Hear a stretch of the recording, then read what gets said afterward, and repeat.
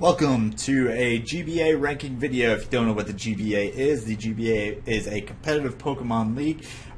This season, 14 teams drafted 10 Pokemon each, 1 Mega per team, and they go at it week to week with the foreknowledge of what their opponents are bringing and go head-to-head in a traditional sports league style leading up to playoffs and finals matches throughout the season. This video is going to go through the teams and give you kind of a breakdown of what's been going on in the past week and the general season for them and where I think they stack up as far as power goes. If you enjoyed this video, please leave a like, comments, and things like that to help me improve the videos, make them better. And if you have any questions or interested in the GBA, please leave a comment below. Check out the links in the description and go check out the other GBA videos. And we're having a lot of fun this season. That said, let's go ahead and jump right into the rankings. Okay, before we go right into it, this week we're going to do a lot like last week, where we're probably going to try and do a lot of these shorter and faster, because we do have a really long segment at the end of the power rankings where I'm joined by John of the New Orleans Pelipers and Steve Magnitude of the Milwaukee Saucebucks, and we do about a 30-minute discussion on all the trades that have happened up to week 7. So that being said, now we're going to jump into these, and they're probably going to be a little bit on the shorter side.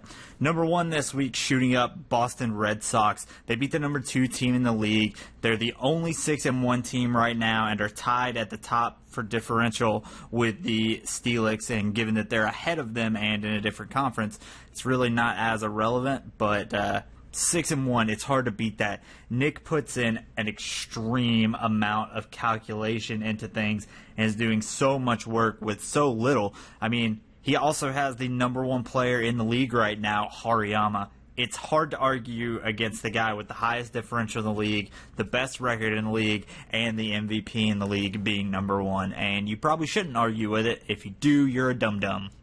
Despite a loss for the moment, I'm keeping the San Jose Sharpedos at number 2.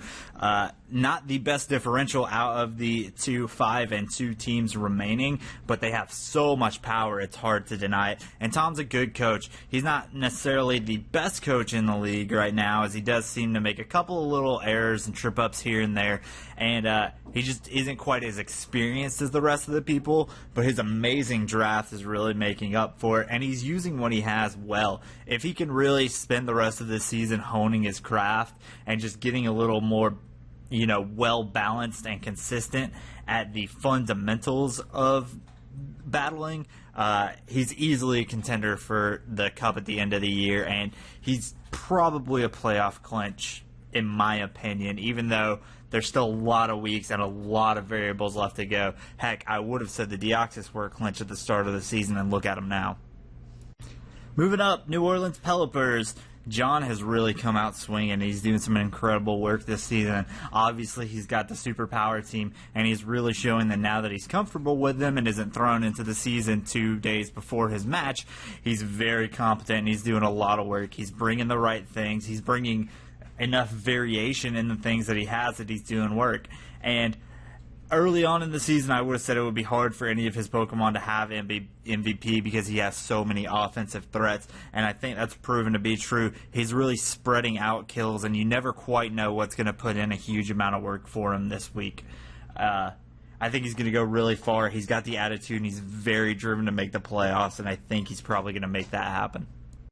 Moving up, number 4, the Milwaukee Saucebucks, beating last week's number 1 team in the league fairly well. He came in with a right plan, took out the other guy, and he did it with seeming ease. He put in his homework and did work. This is the Magnitude we saw the first couple of weeks, not the trip up and fumble when he gets the Yankees Magnitude that slipped down as much as he did. And I think that's probably what you're going to see from here on out. He seems to have lightened up his load a little bit, which is freeing up a little bit more time for, the preparation and battle that being a winning GBA coach seems to need. And next couple of weeks, I think actually next week he plays the Boston Red Sox, and that's going to be a very telling match to see how he does against, again, the number 1 team in the league. If he can beat 2 number 1 teams in the league, I think he'll have absolutely earned his spot in the top 4, and it'll be very hard for anybody to convince me to lower him back down unless he just starts to blow it. Number 5, Oklahoma City Thunder. They're staying at number 5. I feel like number 5 is a good spot for them. They have a fair amount of power. They're not necessarily the most powerful, most threatening team in the league. They're not necessarily the most threatening weather team in the league. They don't have the highest differential. They don't have the highest win count, but they're good enough. They win matches with fundamental gameplay and by small margins. That's why they only have a +1 differential right now. But +1 in a winning record is enough when your winning record is, in such a tight group. It's going to be rough on them as they're in the more aggressive playoff conference. If people start to come back, I think Tom might have to step back out of that fundamental comfort zone that he's in, which has been working amazingly well for him so far. He's come back and won his last 2 games solidly, not with huge numbers, but with numbers enough. But like I said, if other teams start to catch up and start putting up big differential numbers, he may have to start going more aggressive and looking for sweeps out there. But for right now, he's sitting pretty good. Like I said, I think 5's a spot where he's going to be comfortable at, and he's going to sit there on and off. He might float a little bit over and a little bit under as the weeks go on, but it's about his range. In what seems like a really big drop, the Steelix dropped down to number 6, and let me explain to you, this isn't that big a drop just because 1 through 6 are all incredibly close teams in my mind. I think on any given week, any one of these teams can pop up to number 1 or pop down to number 6, just depending on how they play. And this wasn't Joe's week. He kind of had to throw it in a little way through as the things he had planned out just didn't work for him. Some people have said it was a bad baton pass team. It wasn't a baton pass team. A baton pass team is much more lame than what he had. But it may be at the point in the season where the baton pass elements he's been implementing on and off have been figured out and are a big enough concern that people are going to start bringing checks to them every week. And that's pretty much what happened. It also doesn't help that your main baton pass pair of, Scoliopede and Heracross are both weak to some of the same things. And the new baton pass element of Umbreon just has its drawbacks, as we saw this week with the Curse passing negative speed really hurting him there. Another reason why I dropped him down this week, just besides the loss despite having an amazing differential, is I'm not sold on the Umbreon. I think Cafagrius was a better player for the team, and he's going to have to work a little bit to convince me that it belongs there. But, next week he can come back with another big win and shoot back up. Like I said, top 6, very competitive spots right now. For what I believe is the first time ever in my power rankings history, and someone correct me if I'm wrong, Cote and the Toronto Maple Leafeons move above 8th place up to 7th. They beat the Deoxys, who last week were 7th, and who beat them in the first match of the season. And not only that, but Cote now has what I think is the most threatening weather team in the league. While some people will argue that Sand is a better weather to have, and the Oklahoma City Thunders do have a threatening weather team, I think Cote is more solidly and definitely built a rain team. And especially with the big trades he's been making the past couple of weeks, it seems like he's really just set his mind in on that's the direction he's going to go. That's the direction he has to go if he wants to win. Next week when he gets next year when he gets some new drafts, he may try and flesh the team out and make it more multi-purpose. But it really seems like at this point he's put his head down and he's going all in rain. And I think with the lineup he has, it's really threatening. And if he can start getting some big wins back to make up for being 6-0'd and things like that and shoot his differential back up, he's absolutely not out of the playoffs in his division. And that's definitely a thing you could see with his team. He's got enough sweeping threats to do it. Dropping down to number 8 is the Arizona Deoxys. Hey, slip. I mean, the guy's on a losing streak right now, and when you're on a losing streak, you're going to drop. It's pretty much as simple as that. Cote brought the new threatening rain team, and Manaphy pretty much wrecked his face.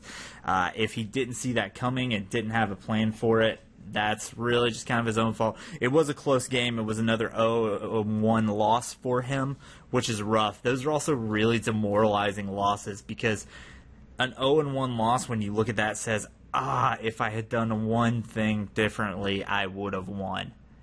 That really hurts, and it's hard to get over, and that may be part of the reason why he's taking so many losses back-to-back is because they're all such close losses. It's almost easier to be in the position where you get 6-0'd and then come back next week because you're angry and motivated than it is to come back off an 0-1, almost had it, inches and miles kind of loss.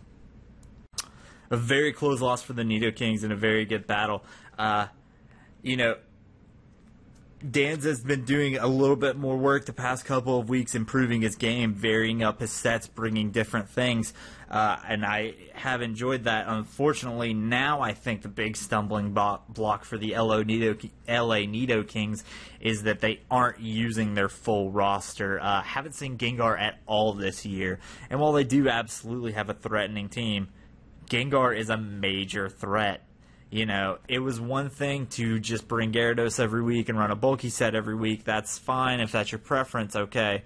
But, to just totally neglect something over other things, it's kind of hurting them. I think the most apparent use of that is the massively underwhelming Raikou compared to last season's Jolteon.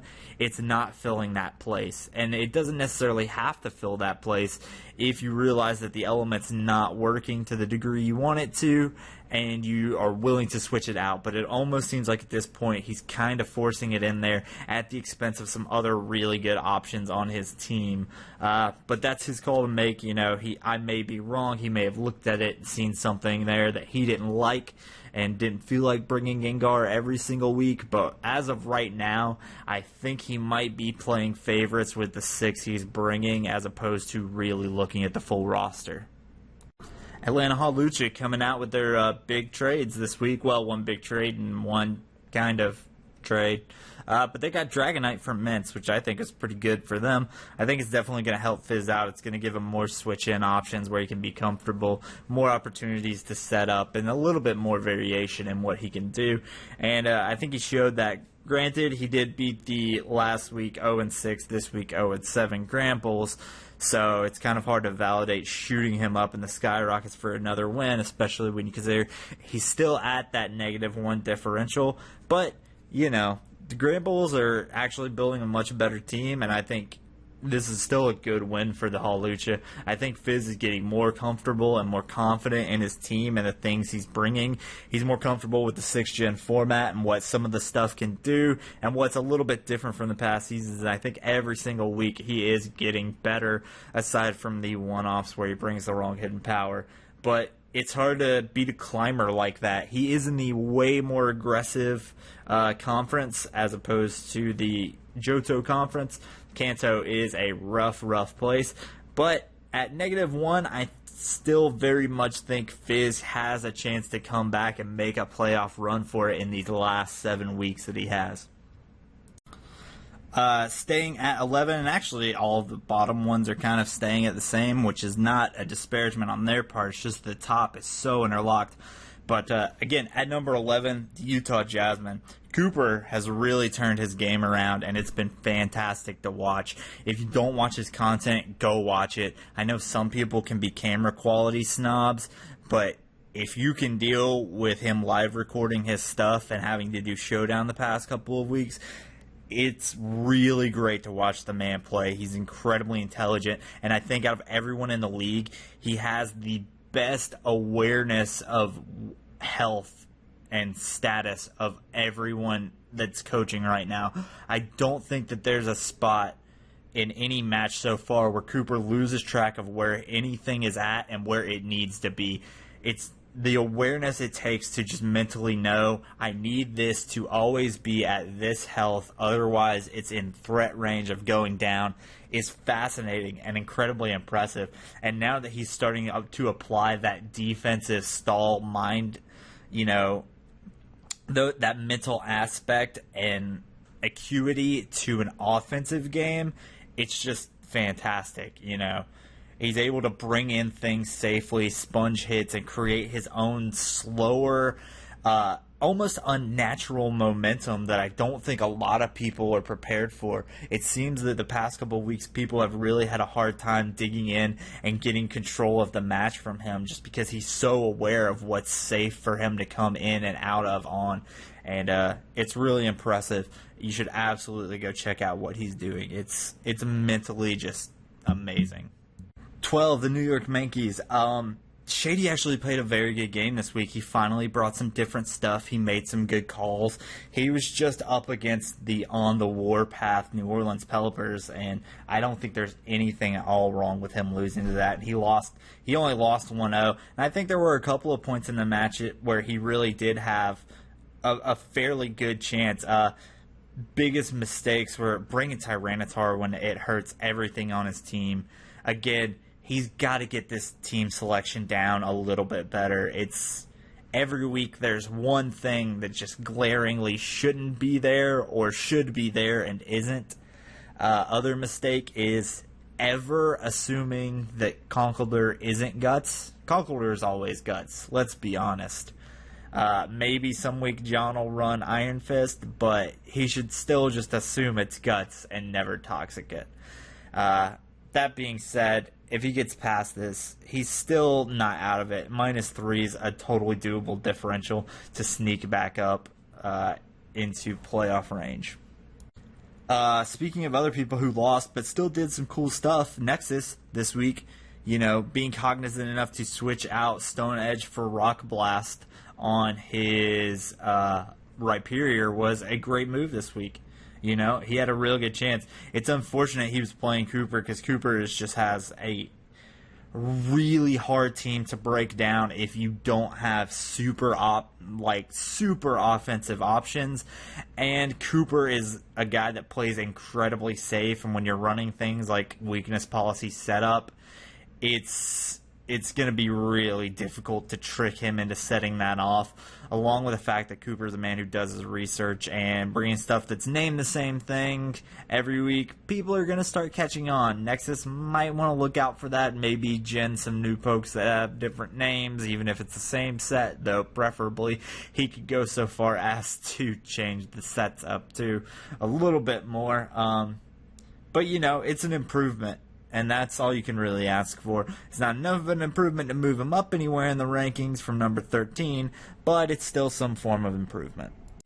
Last place, the 0-7 Grand Bulls. I've kind of been joking around about how they've been doing the past couple of weeks, and, they still lost, but don't totally count them out. While -20 is seemingly an impossibly large negative differential to come back from, it's not totally impossible. I'm not sold that they're going to, but they could, mathematically, they could come back and do it. And more importantly than that, the Grand Bulls, Deathstroke's been making some trades and is really trying to reformat and build his team. And I think in the long run, it's going to work. And he's going to have a much better team by the end of the season. And he's going to be in a much better position to make his team even better with his draft next year. Not only that, I think he's in a great place to really screw over some other people's playoff chances for the rest of the season.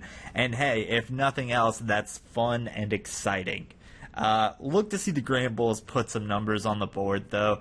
Don't count them out. They're building a much stronger team, and sometimes that's what you got to do. You got to take a bad season and then use it to make yourself better next season. Hopefully he learns from the draft mistakes he made last season and pulls it out.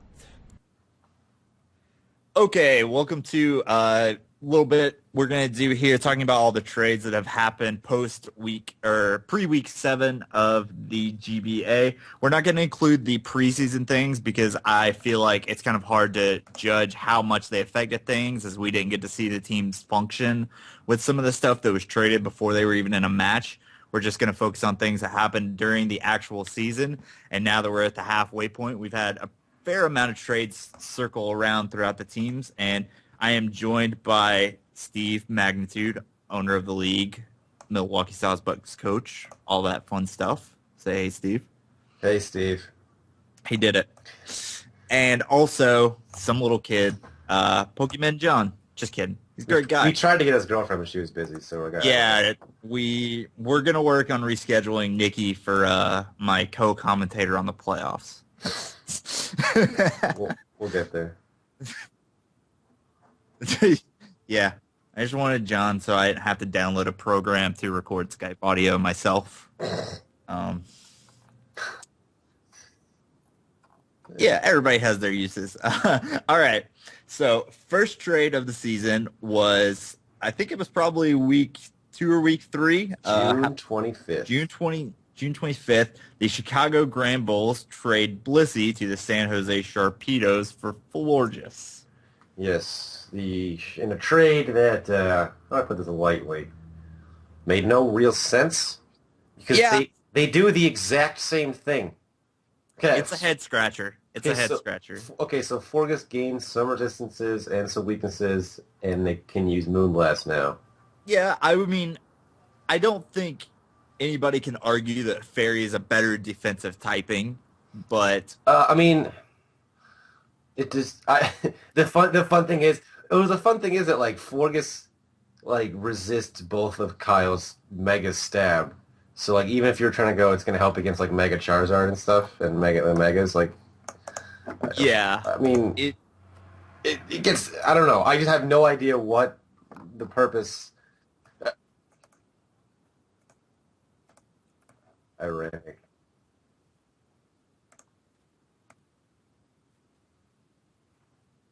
Yeah, they had to ship yeah, it away. it was the best showing of Florges in 2 seasons, and it was yeah. It's very likely Blissey isn't going to come off the bench this season. I don't know that he really has anyone that super threatens him out with special attacks to the point where he's going to need to dedicate a slot to that when you consider how good his team is offensively and that he has a lot of other solid bulk, like, you know.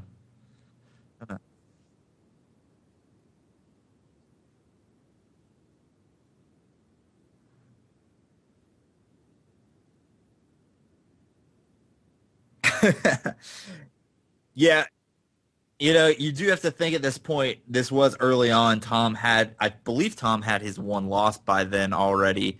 Uh, well, two losses as I was of like this Jim week. Carrey and Yes Man. You want to trade that? Sure. All right. Yeah, yeah. Whatever. Let's get it And done. yeah, I mean, Kyle had all of his losses by that point because all he does is lose. So at this point, like it was probably an early sign that he was not happy with his team and probably needed to unload some stuff. And maybe this was just a feel good trade, I just like guys. Blissey. What if you had Blissey and Sableye? Like you just work with that.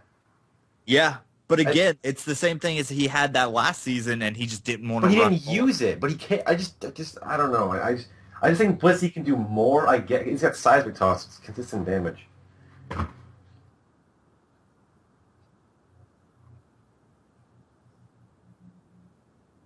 That's true.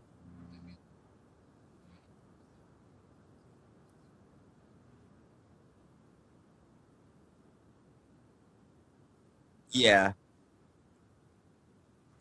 I mean it's a good thing we're in a season without trade transaction limits because otherwise it would have just been a waste for both of them. As it stands, it's like they can just trade those two back and forth all they want. And I guess it doesn't really, matter to anyone. But they should just every week trade them back and forth, and then maybe they'll use them. Uh, all right. So next up is last season's championship team, the LA Nido Kings trade Gardevoir to right now the number one team in standings, the Boston Red Sox for Jirachi.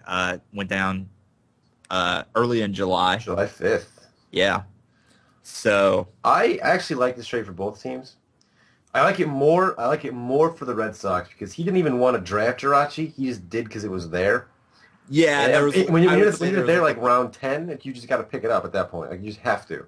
yeah. Also, you got to look at hits three psychic types. It was a Yeah. really psychic week, and while he did Dark get Week. yeah, a Yep. really dark week. But while he did get Gardevoir, he picks up that fairy typing, so it cancels it out a little bit. Um,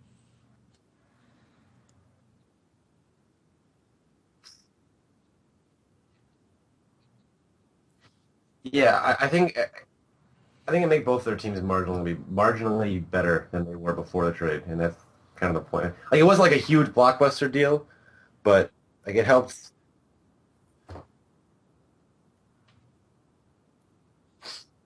Yeah, could use full defensive if you want to, full offensive. Yeah. And I mean, it gives I don't know. no. It should, because it literally has bells on its head. Doesn't get heel bell. Uh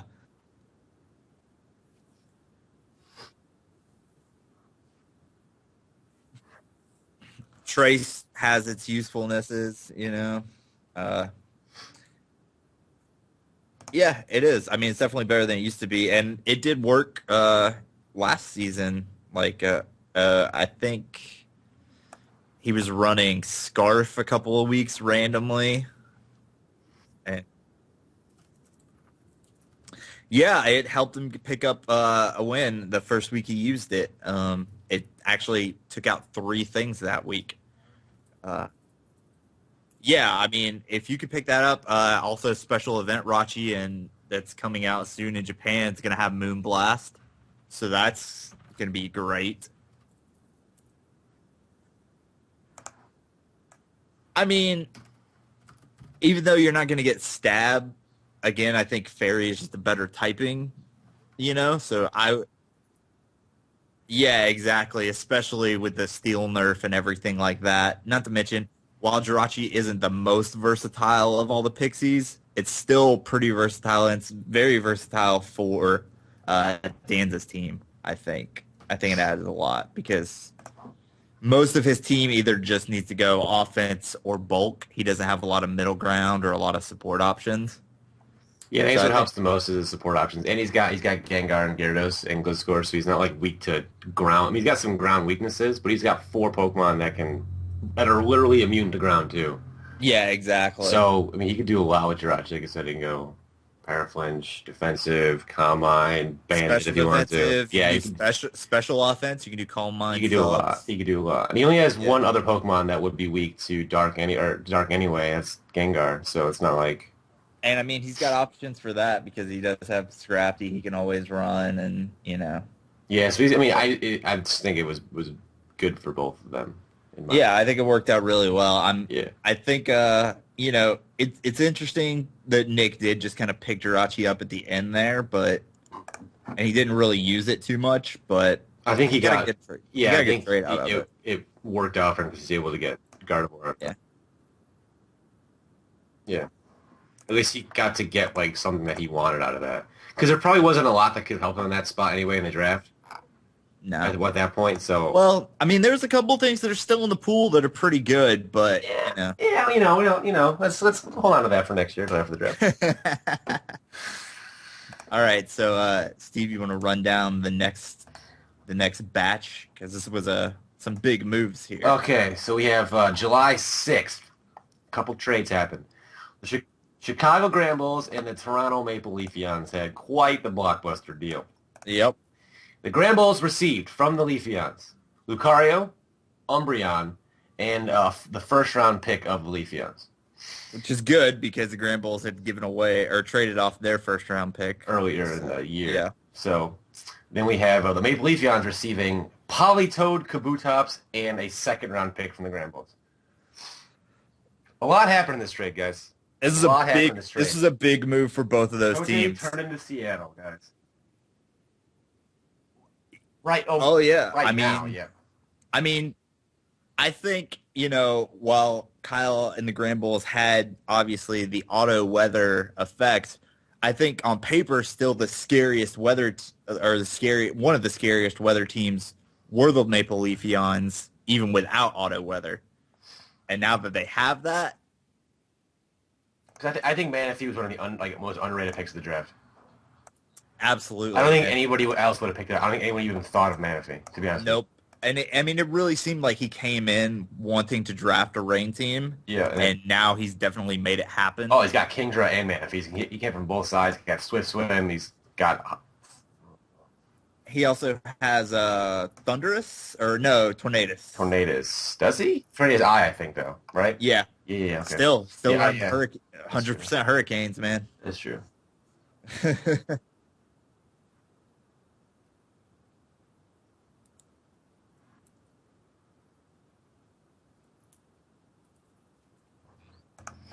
Yeah.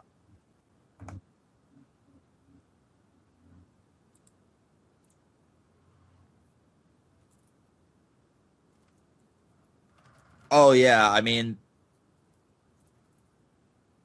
the the biggest hindrance to their playoff chances is that they're in, the Kanto Conference, which is ridiculously close and competitive right now. That's the hardest part for him. I mean, Steve can tell you that conference is just it's stacked with great It's teams that brutal. are all yeah. Literally what we do every week is we each get a baseball bat, stay in a room, and just beat each other to death. That's what we do every week. Look what's happening. It's ridiculous. Yeah.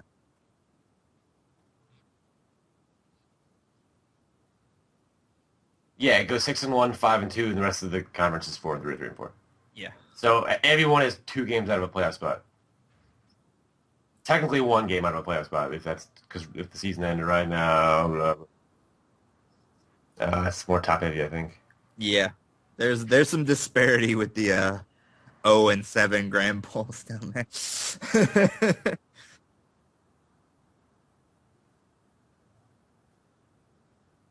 Oh, I'm a huge fan of that trade. he Hell yeah, you yeah, did for three-team Confagious. trade. Yep. I think Hell that was yeah, a you good did. move.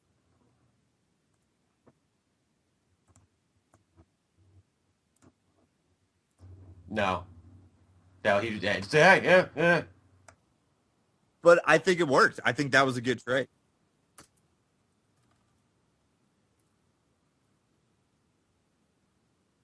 I think it was probably a prompt by Swag by Joe to just which I'm not sure why because I think Pythagoras was great on his team. It did a lot of work every week he brought it, so I was surprised to see him trade it. But I think while Kyle, yeah, exactly, and that's what he needed to do. It was the thing I talked about early on in the season during the draft videos and stuff like that. It was the team was split. He didn't have a great rain team or a great sun team. He had quarters and halves of each, and his team was split. He couldn't run dual weather. That was just way too much to plan for, too many options. So, I mean, I think he had to sack something. I don't think he could have gotten as many good offers for the sun portion of his team as he could have for the rain. Yeah, there are so many other teams that could have run partial rain teams and stuff like that. I think it had a better value. He had to do it, and I think Lucario's great. That's the first great like physically offensive to trade up from your main physical threat being Kabutops to Lucario.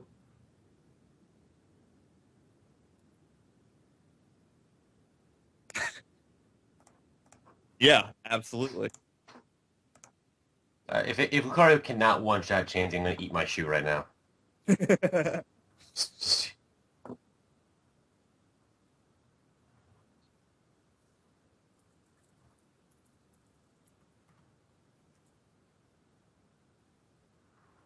Yeah, I mean, I think this was his first week using them, and didn't It, work out for him it this just week. it just makes his team just like harder to plan for. It's not like I was never gonna plan for a Kabutops. Like I Klefki, just suck it. You know what I mean? Like, Yeah, and but especially with so many teams that have priority that's exactly, faster yeah, than two tops, like exactly. who cares? And now he's got like Every Lucario. That could go special if you wanted to mix. It could be a lot of things. Yeah, he's got some It made. just definitely makes his team better, but I just think it makes Kote's team so much better. Yeah, I mean, but you also have to think not in the same conference, so kind of less of an issue for him. I mean, it would be an issue, if he's super concerned about play out running into Kote in the playoffs and stuff like that. But really, it doesn't hurt him as much as it helps him. It hurts everyone else in the league. But yeah, yeah, exactly. I got to play Kote twice. Suck my nuts, Kyle. Yeah, exactly. It's the Umbreon Yeah, Cafigrigus. about an hour and a half later, Umbreon changing jerseys again. Yep. The I guess pseudo three-team trade right there, kind of.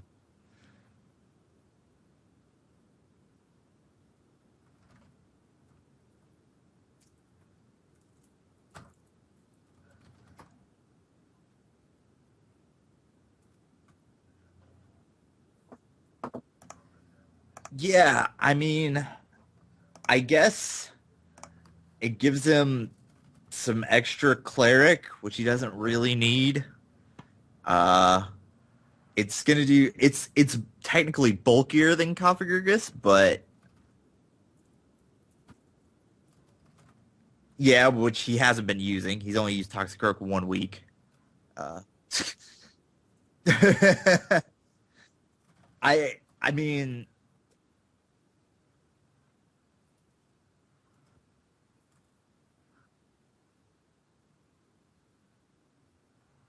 I don't either. I mean, he's got 7 weeks to, till the playoffs make or break to, prove everybody wrong. But I mean, as of this week, Umbreon did nothing. What do you do with what? Umbreon. Oh, he tried to he had zero attacks for the baton pass. He tried to mean lick trap me baton pass a curse. Yeah. He had zero attacks, and I'm so glad he didn't have Pythagoras because that Will-O-Wisp would have been a problem. Yeah. I mean, He literally got a that's Pokemon that's like, hey, I'm also gonna die to Cobalion. So I was like, yeah, oh, that's that's cool. that's that's another thing. Yeah. Pythagoras, Yeah. so useful with Mummy and Will-O-Wisp and stuff like that. I mean, to lose that.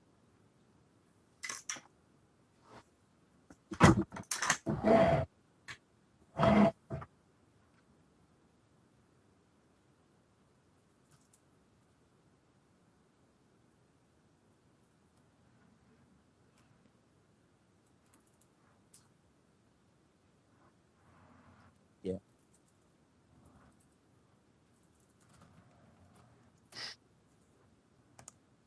Or- I'm happy. I'm happy too because it just doesn't die to Cobalion. So it made my team planning for Joe so much easier. yeah. I just go, oh, I already have thing that beats this. It's that.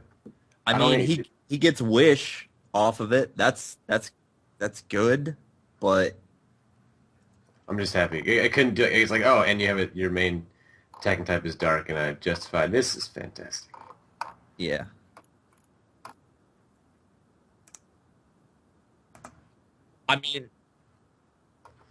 I mean, it's got to be support. A lot of his team is built around support. He made which it could be useful. To not have to rely on Shaman passing healing wishes to get things back in the game because we have seen. That was a big part of his win against Nexus was using the healing wish to get Mega Heracross back up to the point where it could wreck the rest of his team. So having a more reliable recovery for his Mega, but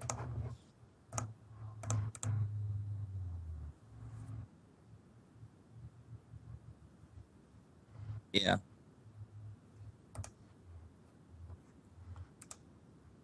And I mean, they traded for the same contract length, so nobody won out or lost anything there. But I'm just not sure next year it's going to be worth it for him unless he has, I don't know. The next trade is the Atlanta Halucha and the Arizona Deoxys. The Halucha received Dragonite and a first round draft pick from the Deoxys, and the Deoxys received Salamence and the Chicago Granbuls that was originally traded to the Halucha first round draft pick next year as well. Yep. Worked out for I think for the Deoxys more because that first round draft pick for an 0-7 team right now. This is where Steve and I disagree a little bit. I think Yep. both teams won in different ways. Uh, I think Gubs got the better trade value, obviously. Even though with the rapid decline they're on, he's not. He could very well end up with the number 2 draft pick of the season. yeah, But I mean it's a little, you're being a little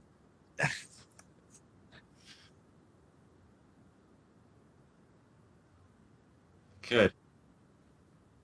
I mean, could.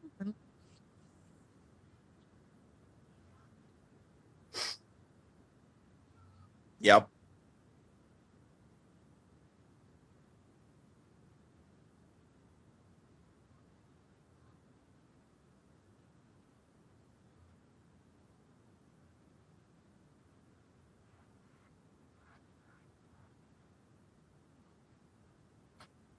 I just feel like his team is so already Ice Weak that when you're planning for him, you're gonna bring enough ice. Yeah, but I know. See, I understand that, but like his team is very like rock and ice weak. That's He's got true. Salamence, he's got Pinsir, he's got Goodra, he's got Aerodactyl. Didn't he get Pinsir? He got No, Pinsir. he gained We're Pincer, talking about but that in a little we bit. haven't talked about that yet. Yeah. Thanks, John. Appreciate it. But I feel like when game planning against him, like the fact now that he has, I don't know. I just feel like it's just not gonna do. I mean, it can do a lot on its own, but when you couple in the fact that it just shares weaknesses already with the rest of his team, I don't think it's gonna get the opportunity to do what it wants. Here's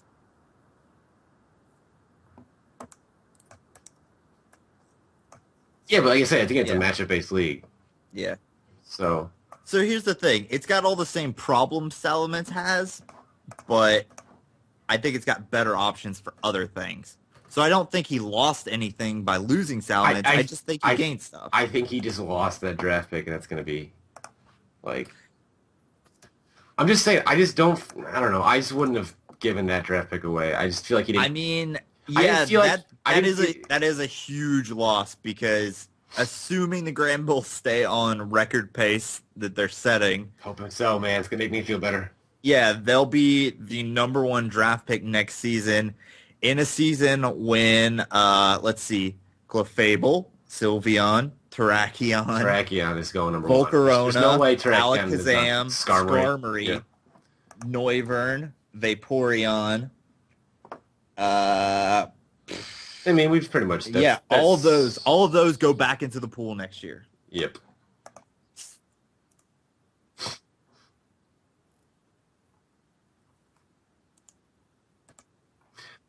But I think. Go ahead, sorry.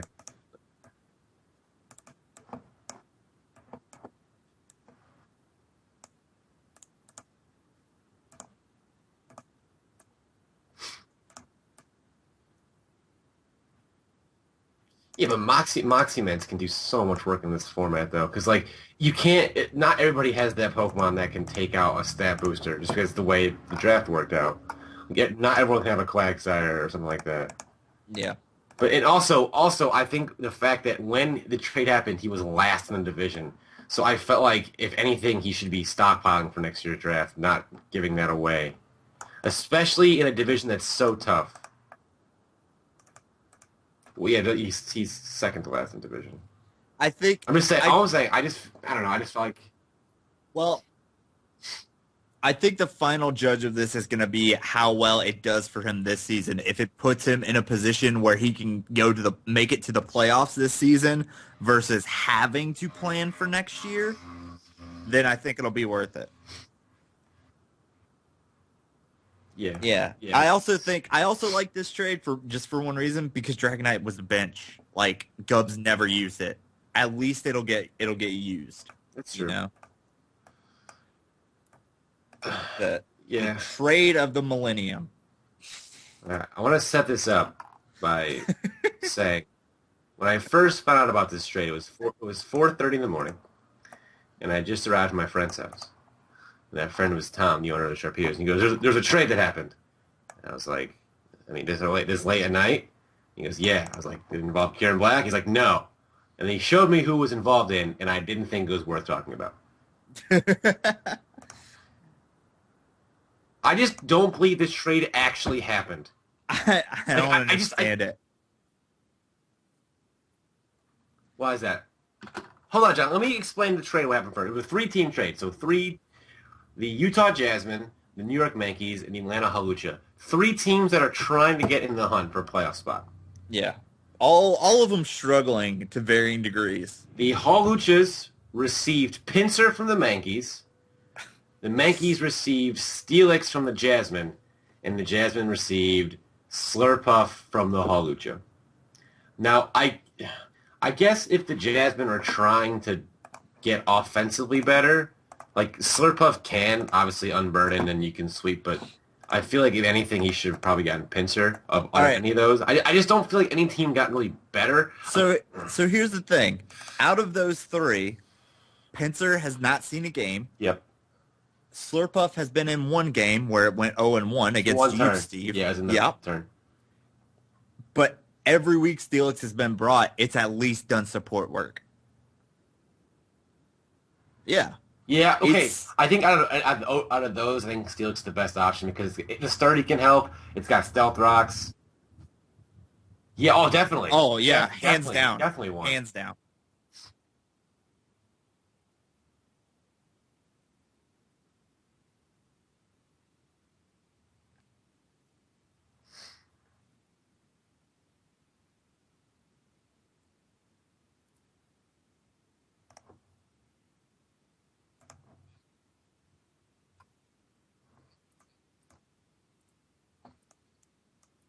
Yeah, Shady got a lot better. Shady got a lot better.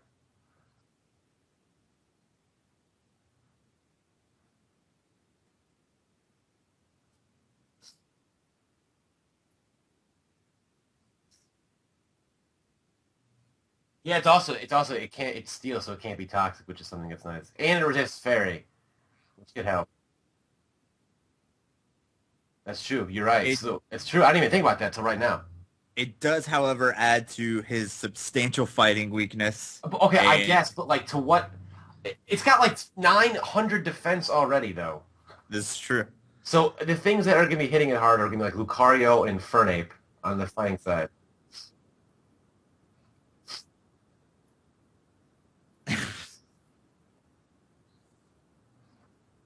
Earth power. Yeah. I mean, in a matchup based league, sometimes you can make stupid shit like that work, you know? Like just to throw people off of the game. I just want to point out. Hold on. As I'm flipping through my TV channel, I see that Ghost Rider's on television, and I feel like that movie summed up the straight entirely. Nobody's happy with it, and everyone wishes it were not on my screen. So, Yeah, no, I think Shady got like made the best out of it.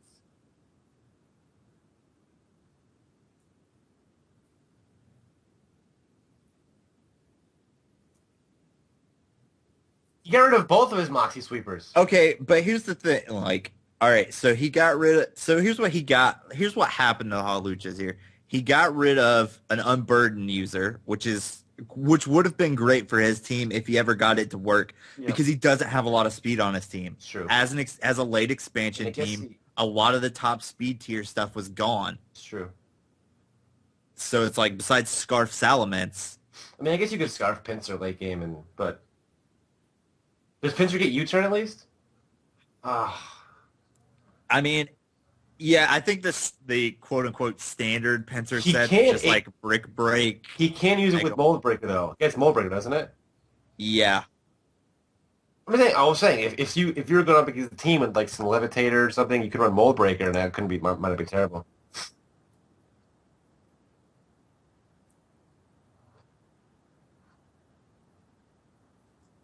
I think he'd be good against the Nido Kings. I mean, I guess in theory it could do work to the Red Sox, actually. Could do work to the Red Sox. Yeah, kind of. Deox defense dies. Nah. Nah. Deoxys S If doesn't it want were, to take bug move. it's Tango. not bug fighting. If it were bug fighting, I think it'd be better. Well, yeah. Run guillotine. Yeah, exactly. Yeah, why You not? could Why not? Go for it. Go for it. Could you I imagine how mean, pissed off you if I lost to like him hitting two guillotines in a row? I just like sell my car at that rate. I don't want to be alive in this dimension anymore. It's gonna I drop a mean, toaster. so that's a thing to consider about this trade is maybe Pencer works for Fizz. Fizz is an old school guy. Like if there's any out of those three, you know, it like Shady never uses a Pencer. That's not something he's going to be familiar with. Maybe Cooper could have used it because he probably has some experience using it in previous generations where it was a little bit better. But it's like maybe Fizz can do it.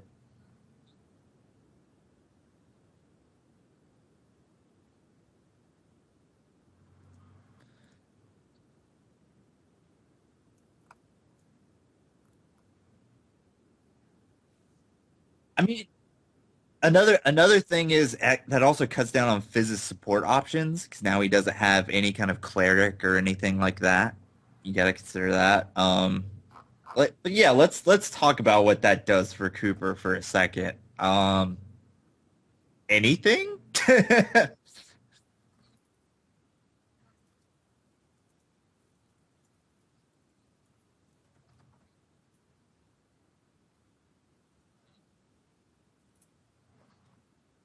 Yeah.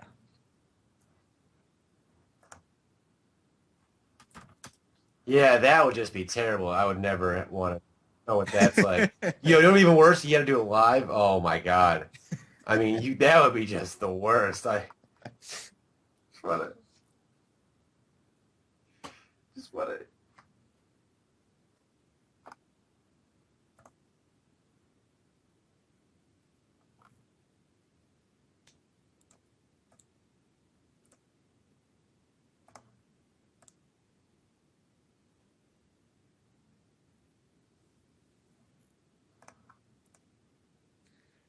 I mean, I'm glad to see Cooper making moves. I mean, but when you're just kind of shuffling back and forth side to side, do you really count that as a move? Is that, Yo, he's doing the white boy club dance. That's what he's doing. yeah, He's that's what this is. That's the white boy club dance of everyone trades, else, is what doing the happened. work. He just kind of there, got a drink in his hand, just kind of going back and forth. Yeah, Shady Fizz and Cooper were just hanging on the side doing like Night at the Roxbury head bobs and Yeah, oh, it was bench fodder. Yeah. And I mean, Steelix gives him another rocks option so he doesn't have to run Tyranitar because a lot of his team doesn't really want to take the sand. yeah. Well, now he's got So, Mamoswine, T-Tar, and Steelix, so he's got the makings here. yeah, which is He interesting. wants to throw safety goggles on a Neuver. Now we're talking. Safety. Probably be safety goggle like Crawdont before that. Something ridiculous. Yeah, I mean, I don't know. Saying, It's gonna what could he put safety goggles on that would make it better? he could do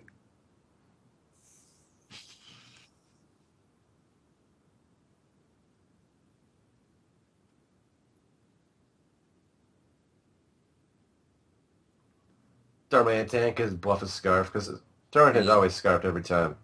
I mean, that's the only way it's really good.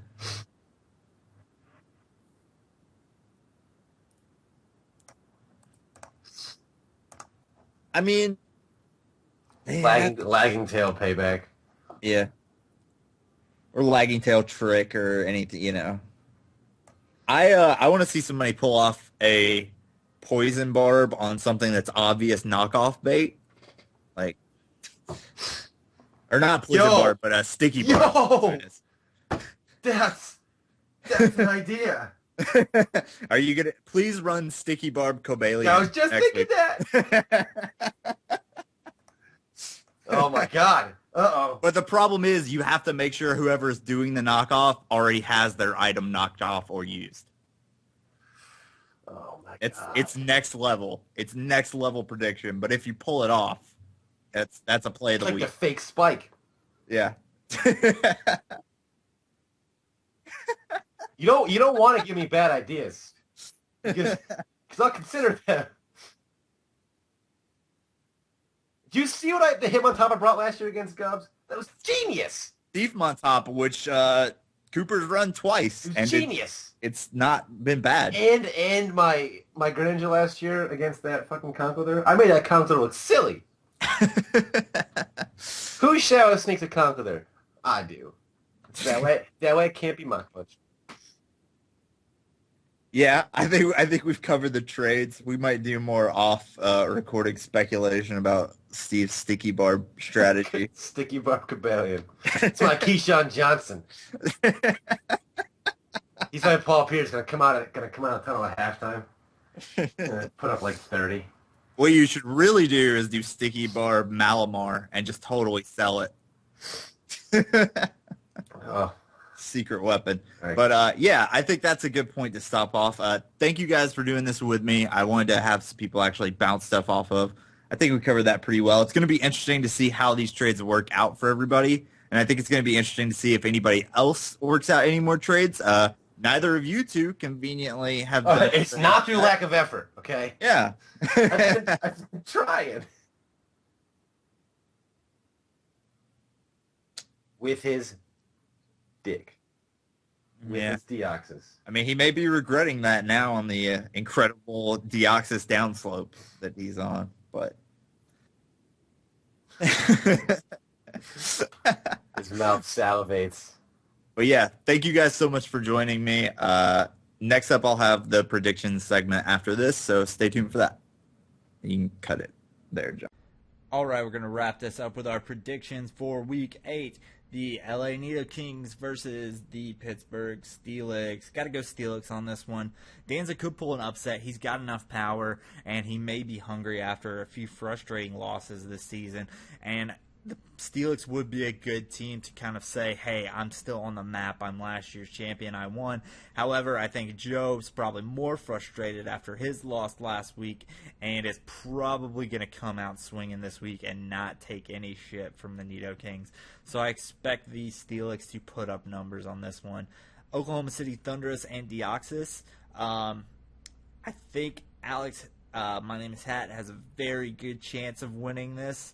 However, I think it's about time for Gubbs to pull out of his slump and really win a match, put his name back in the hat, get back in the running, shake off everything bad that's happened. So I'm going to go Arizona Deoxys. But I think this is going to be a close one. I think it's going to be a pretty good match. Could go either way. Next up, Milwaukee Sawsbucks at Utah Jasmine. I'm going to give this one slightly to the Sawsbucks. They do have some heavy hitters on their team. You know, whether it be Victini or Landorus, even Greninja can hit fairly hard. And Protein can play some mind games that I'm not necessarily sure Cooper is going to be ready for. It could be enough to throw him for a loop if he hasn't done his homework, even though he is a man to do his homework. I don't think this is going to be a huge win. I'll be very impressed if the Sawsbucks pull this out at more than a 3-0. But I do think they're going to win it. But I definitely think Cooper's going to make him work for it. Next up, Pelipers at Red Sox.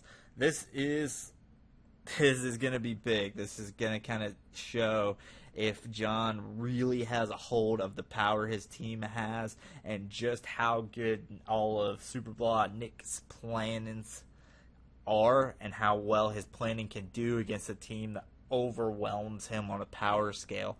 I am going to go ahead and give this one to Nick just because he's crazy and he puts in absolute down-to-the-details numbers, and he's been able to do so many things with his team that people would not have expected up to this point that I wouldn't be surprised to see him win it.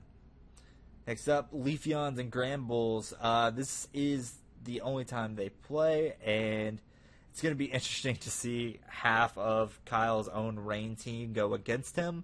I do think they're going to go against them. I don't think this is going to be the week you're going to see the Granbulls win. Sun very rarely beats Rain ever, and Kote's Rain team is better than Kyle's Sun team, honestly, at this point. So I think the Leafeons are going to get up another week, but I think you're going to see the Granbulls get better this week and get better next week and probably start pulling out a win or two in the last 4 weeks of this season. Next up, Escavaliers and Sharpedos. Got to go Sharpedos on this one. Power. Next is afraid of the power. Let's be honest. He's a good battler, but he definitely seems to talk his own team down mentally, and it kind of screws with him. And Sharpedos are going to come in prepared for this one, I think.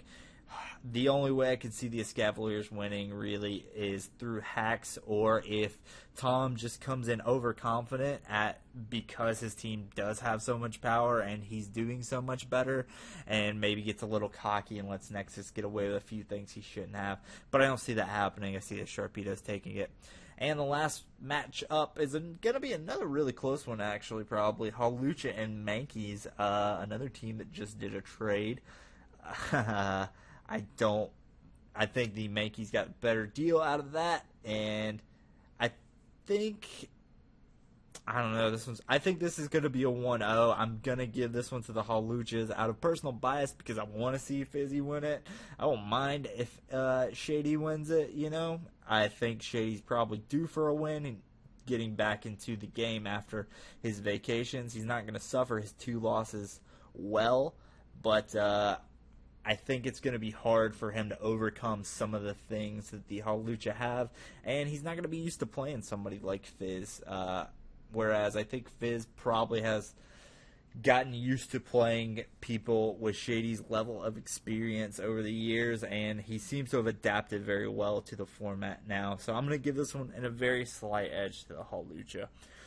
That's it for the video. Sorry if a lot of the commentary in the earlier part was a little bit rushed. Like I said, we had a long discussion about the trades, and I didn't want people to get bored before that because I thought it was a good talk, and also didn't have a lot of video this week. So for the few people that do watch the video and don't just listen to it in the background, I didn't want them to get super bored staring at random pictures I put up. But that being said, hey, leave a comment, leave a like, let me know what you thought of the video, besides it being a little bit rushed probably. Let me know who you think's going to win next week's matches. Let me know what you think of last week's matches, and just talk. Be a cool community. Thanks, guys.